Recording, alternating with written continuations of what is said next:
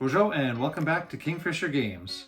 I'm Aaron, and I know it's been a long time since we put out a video, but I'm back, and today I'm going to cover Century Spice Road. This is a game by Emerson Matsuuchi and printed by Plan B Games. It's for ages 8+, and it's for 2 to 5 players, and it takes about 30 to 45 minutes to play. So join me at the table to find out more. To set up a game of Century Spice Road, start by taking the point cards, which are these ones with an orange back. They get shuffled and placed into a draw pile. Then you want to take the first 5 cards and lay them next to it. This is going to be the starting market cards. Next, you want to place the gold tokens equal to the number of players times 2. So in this game, we're going to play a 2-player game. So those tokens get placed on the leftmost card, placing the remainder back in the box. Then you want to take the silver tokens, again placing 2 per player beside the next card, returning the remainder to the box. Next are the merchant cards, which are these purple ones. You want to take out the 10 that have a purple border, as these ones don't, and give each player their starting cards of 2 yellow or trading 2, placing the remainder back to the box. You then shuffle the remaining merchant cards with the purple back to form a deck, this time drawing 6 as the starting cards, starting face-up cards. Next, the spices are separated by cubes.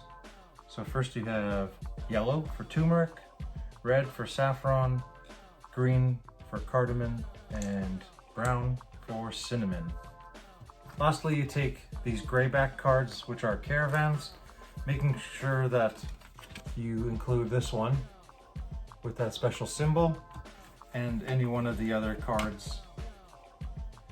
Those get shuffled and dealt out. Whoever has that starting symbol is going to be the first player. On the caravan cards, there are 10 spaces. Starting with the start player, they get 3 yellow cubes. Then the next player gets 4 yellow cubes. The third player would get 4 yellow cubes. 5th player will get 3 yellow cubes and 1 red. And the 5th player, if you play with 5 players, they would get 3 yellow and 1 red cube. And that's the setup. Century Spice Road is played over a series of rounds. Each player will take 1 turn each round, starting with the first player and going clockwise. On the player's turn, they must perform one of the following 4 actions. You can play a card, acquire a merchant card, rest, or claim a point card. To play a card, you just place it face up in front of you and perform the appropriate action printed on the card. There are 3 types of merchant cards that can be played. There are spice cards that let you take the cubes depending on what is printed. So for this one, you would get 2 yellow. There are upgrade cards. This one lets you upgrade 2. You may upgrade a cube on your caravan 1 level. So 1 yellow can turn to 1 red, and then you can perform that again with this card. Or you can upgrade 1 cube 2 times. So say 1 red, skipping green and creating a brown. And then you can perform the trade. So this one lets you trade 2 red for 2 greens. You could trade 1 brown for 3 reds. This one allows you to trade 3 reds for 2 brown. The next action you can perform is acquiring a card, and that's these purple cards here. To take this leftmost card is free.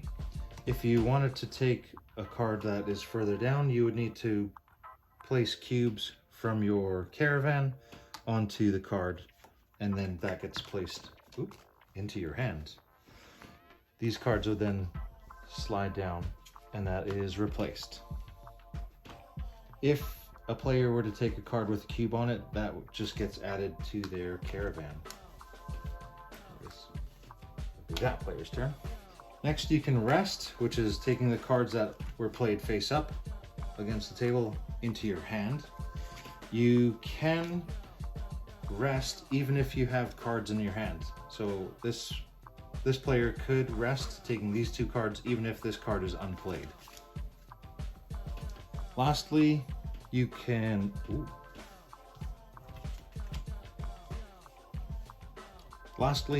claim a point card, handing in the appropriate cubes from your caravan. So for this card, you would need 2 red, 2 green, and 2 brown cubes. You return those to the supply, and in this space, you would also take the gold coin that's above it, and that goes face down beside your caravan. Again, these cards would slide down, and they are replaced. If the gold coins were to be taken by the players, the silver tokens would, if there's silver tokens there, they move to the leftmost slot, so that this, when this card is acquired, a silver is taken instead of gold. If at the end of a player's turn, there's more cubes than you would have space on your caravan, they're returned to the supply.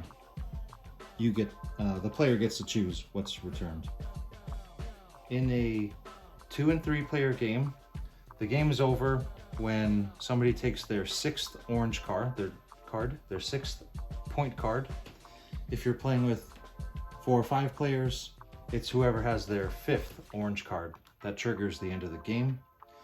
Players count up the points from their point cards. Golds are worth 3 points and silvers are worth 1 additional point. Whoever has the most points wins. If there's a tie, the last player to take a turn wins the tie. So that's how you set up Century Spice Road. This game is a lot of fun. It goes over well with my non-gamer friends at work. I brought this to at least 2 Christmas parties and got to play it at the full 5-player count. It's great at 2, it's great at 3, 4. It's really good at all player counts. Super quick. It's really interesting only having the 4 actions that you can do, which makes it easy to teach, and then everyone's just racing to get your 5 cards or your 6 cards in that 2 to 3 player game. But yeah, overall, we really like Century Spice Road and hope you do too. Thanks.